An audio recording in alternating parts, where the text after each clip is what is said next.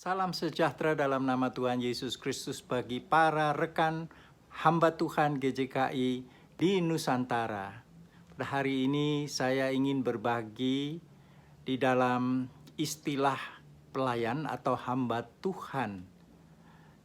Dan saudara-saudaraku yang tersebar sampai ke ujung pelosok di Nusantara, atau di desa atau di kota, atau dimanapun Anda berada, bahkan di luar Indonesia sekalipun.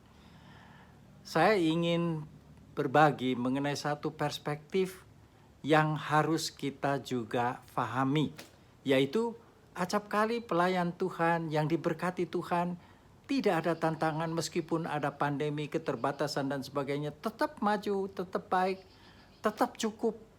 Tetapi bagaimana dengan mereka yang berjuang keras dan belum melihat hasil-hasilnya?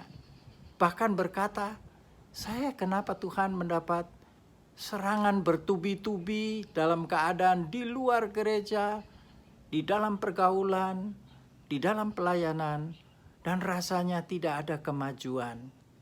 Lalu merasa putus asa. Nah, saudara-saudara yang kekasih, sebetulnya ciri pelayan Tuhan yang Tuhan pakai dengan dampak luar biasa tidaklah harus dihitung, diukur dengan keberhasilan materi, keberhasilan sehat saja, semua tentram, dan banyak buah. Itu pasti ada. Tetapi saya ingin lihat yang sebaliknya, yang dikatakan oleh Rasul Paulus sebagai berikut. Dia bilang ini ciri pelayan Tuhan, dan diambil dari 2 Korintus 6 ayat yang keempat. Sebaliknya katanya, dalam segala hal kami menunjukkan bahwa kami adalah pelayan Allah, yaitu dalam menahan dengan penuh kesabaran dalam penderitaan, keseksakan, kesukaran, dalam menanggung dera, dalam penjara, dan kerusuhan, dalam berjerih payah, dalam berjaga-jaga, dan berpuasa, dalam kemurnian hati, pengetahuan, kesabaran, dan kemurahan hati.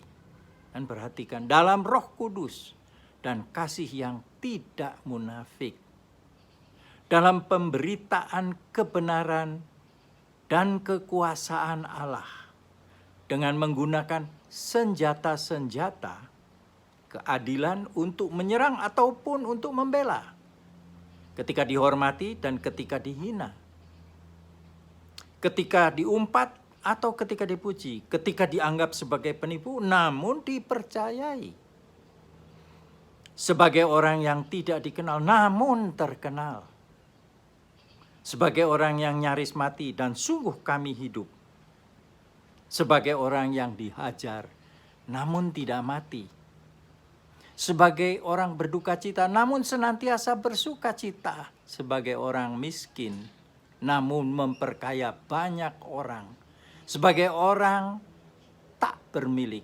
sekalipun kami memiliki segala sesuatu. Saudara-saudara yang kasih, ciri pelayan Tuhan ini berbeda dengan konsep-konsep kita kalau seorang hamba Tuhan itu sudah berhasil. Ternyata bukan itu. Ada sisi lain. Keberhasilan di bidang-bidang aspek kehidupan tertentu belum tentu mengatakan bahwa dia pelayan Tuhan dengan ciri dan berdampak jauh-jauh sampai ke masa kini dan masa akan datang. Kalau saudara saat ini sedang dilanda dengan berbagai keterbatasan, kekurangan, penderitaan, hinaan, bahkan putus asa, jangan saudara kecil hati. Satu bagian dari kitab Mazmur yang kita semua tahu dan memang dibuat lagu adalah Mazmur 126. Dan sebagai penutup saya ingin membacakannya sekali lagi karena sangat menarik bagaimana Tuhan menghibur dengan perkara-perkara besar. Saudara sudah tahu ayat ini, tapi saya ingin bacakan supaya saudara jangan kecil hati. Orang-orang yang menabur dengan mencucurkan air mata, akan menuai dengan bersorak-sorai.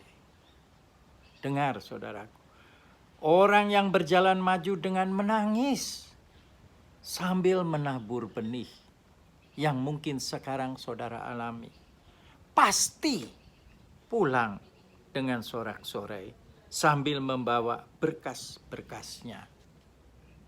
Nah, ini bagian bawah. Sekarang Mazmur 120 justru di bagian atasnya. Ketika Tuhan memulihkan keadaan Sion, keadaan kita seperti orang yang bermimpi. Tidak pernah terlintas di kita. Pada waktu itu mulut kita penuh dengan tertawa dan lidah kita dengan sorak-sorai. Pada waktu itu berkatalah orang di antara bangsa-bangsa, orang sekeliling, Tuhan telah melakukan perkara besar kepada orang-orang ini. Dan bagi kita apa? Tuhan telah melakukan perkara besar kepada kita.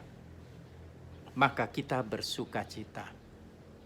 Barang siapa saat ini harus melalui kesukaran-kesukaran yang ada di dalam nama Tuhan Yesus Kristus, menangis sambil menabur, akan bersorak-sorai dan membawa berkas-berkas tuaian ke dalam lumbung bagi kemuliaan Tuhan Yesus Kristus. Tuhan memberkati. Haleluya. Amin.